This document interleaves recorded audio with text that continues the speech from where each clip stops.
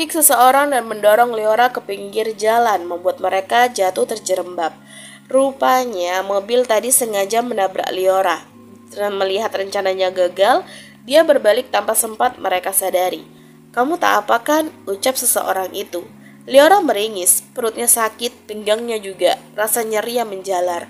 "Awas!" pekik orang itu begitu melihat mobil itu sudah dekat dengan mereka. Dan brak! Rasanya sakit, gelap, dan gelap. Rumah sakit lagi-lagi menjadi tempat kunjungan mereka dalam situasi yang lebih menegangkan dari yang pertama. Usai kejadian tersebut, Leora dan seseorang itu dilarikan ke rumah sakit.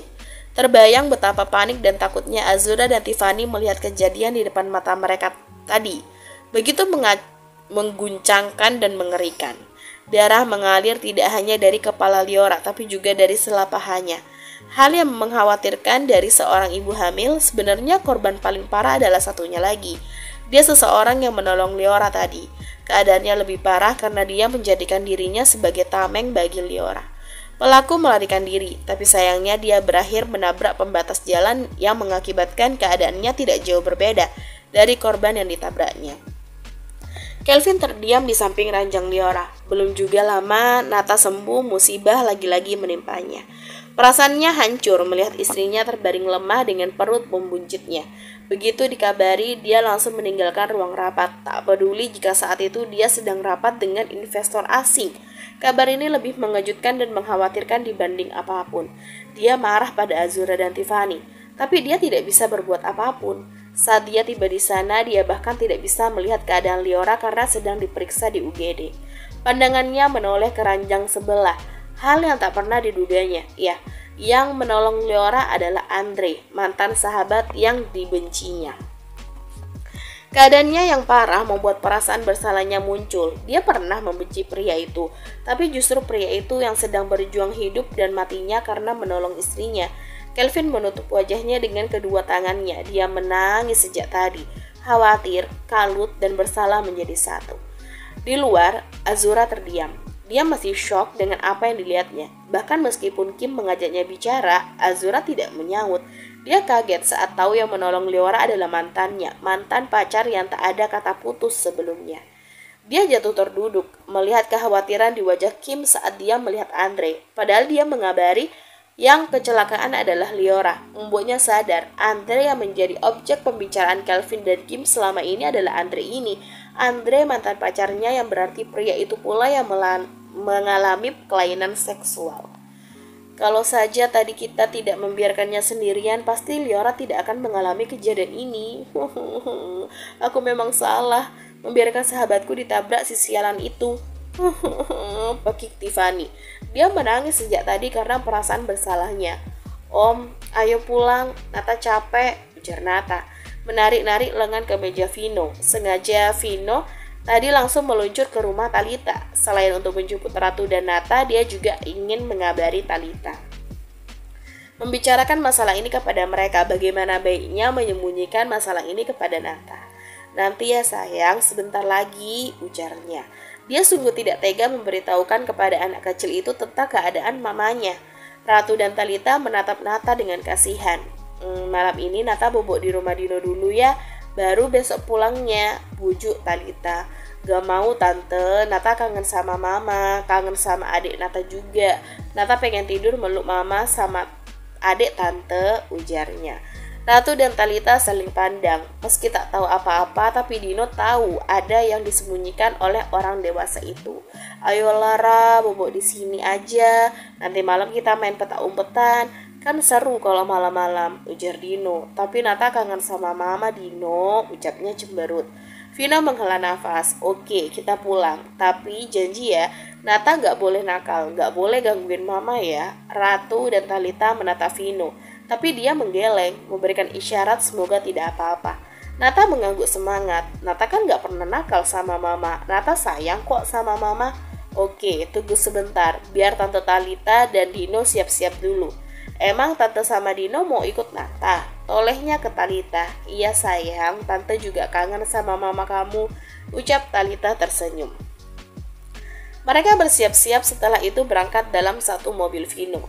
bukan arah rumahnya, tapi ke arah rumah sakit. Nata yang menyadari bukan jalan ke rumahnya merasa heran, tapi dia diam aja. Hingga perasaannya semakin tidak enak saat ternyata mereka menuju ke rumah sakit ketika maghrib tiba. Nata pikir apakah adiknya sudah keluar, jantungnya berdegup keras. Dia diam aja, dengan pikiran kecilnya melayang kemana-mana. Nata digendong Vino. Mereka menyelusuri lorong rumah sakit, berhenti di depan salah satu ruangan. Di sana sudah ada kakek dan neneknya dari jalur mama dan papanya. Kakek, nenek, teriaknya dan berhambur ke arah mereka. "Hai, cantiknya cucuku ini," kata Pak Agra menggendong Nata. Ibu Liora dan suaminya tak sanggup lagi tersenyum. Pikirannya bercabang keadaan putrinya di dalam sana. Lama tak ada kabar dan begitu mendapat kabar mengejutkan. Mereka tadi dijemput langsung oleh Pak Ujang. Baru tiba dan langsung menuju ke rumah sakit. Seakan lupa dengan tujuan apa dia diajak ke rumah sakit, Nata bermain-main dengan riang. Apalagi di sini ada kedua kakek dan neneknya. Hingga tak lama kemudian karena kelelahan dia jatuh tertidur. Saat itu dokter memberikan kabar bahwa besok Liora akan dioperasi karena dikhawatirkan bayi yang ada di kandungannya mengalami efek buruk. Wajah yang sempat dia cintai, si pemilik hatinya yang sempat membuatnya berbunga-bunga, sungguh tubuhnya lemas. Dalam hati terdalamnya, jujur, Azura masih ada perasaan pada Andre. Dan melihatnya kini berbaring lemah di hadapannya membuatnya sakit. Kim belum menyadari perubahan wajah Azura. Setelah Andre dibawa ke ruangan yang berbeda dengan Liora, dia yang menjaga sahabat eratnya tersebut dengan ditemani oleh Azura. Baru aja lo sembuh, Dre. Baru aja lo bilang bakal membuka lembaran baru dan ternyata ada kejadian ini, desah Kim. Tapi gue bangga sama lo, meski kesal juga sama lo. Lo lebih mentingin nyawa istri sahabat lo sendiri dibandingkan dengan nyawa lo sendiri. Semoga setelah ini perasaan bersalah lo sama Kelvin bisa berkurang ya, tambahnya lagi. Kim tersenyum kecut setelah mendengar kabar mengenai kekisruan yang disebabkan oleh Giselle. Diam-diam Andre selalu mengawasi Liora demi menebus kesalahannya pada Kelvin beberapa tahun silam. Dia tidak mau ada kejadian buruk lagi. Dia tahu Giselle nekat lebih dari apapun. Hari ini entah bisa dikatakan untung aja Andre menyelamatkan Liora, meski pada akhirnya mereka tetap berakhir terluka. Benar yang menjadi perkiraannya, Giselle nekat. Terbukti dari pertama nabrak nggak kena, dia mengulanginya lagi untuk kedua kalinya. Gila memang, dan wanita itu kini terbaring di salah satu ruangan yang paling dihindari di rumah sakit, yaitu kamar mayat. Ya, Giselle meninggal dalam perjalanan ke rumah sakit. Bayinya berhasil diselamatkan, tapi Giselle tidak. Mungkin itu ganjaran untuknya, akibat dari rencana buruknya sendiri. Mendengar isakan dari belakang, Kim menoleh. Dia melihat Azura menangis. Kim menghampiri dan merengkuhnya. Sudahlah, keadaan Liora sudah lebih baik. Kau tadi dengarkan pernyataan dokter, dia akan baik-baik aja. Bayinya juga baik-baik aja, hanya aja harus dioperasi besok, tutur Kim. Azura masih terisak. Bukan itu lagi yang menjadi pikirannya, tapi doakan aja besok operasinya berjalan lancar ya. Azura makin terisak. Dia melepaskan pelukan Kim dan berjalan ke arah Andre yang terbaring, menatap wajah itu dengan lama. Kau ingat, aku pernah bercerita tentang seseorang yang aku cintai. Aku ingat. Dia yang sering membuatmu kesal itu kan? Azura mengangguk. Arah pandangnya tak pernah berubah. Benar, dia yang sulit sekali dihubungi tanpa sebab yang aku tahu, ucapnya. Kim dengan sabar mendengarkan. Dan kini aku tahu jawabannya, mengapa dia melakukan itu padaku, mengabaikanku, menjauh tanpa sebab. Itu karena dia. Azura tak kuat menahan tangisnya. Dengan lembut Kim kembali memeluknya. Itu karena dia ternyata memiliki kelainan seksual kan?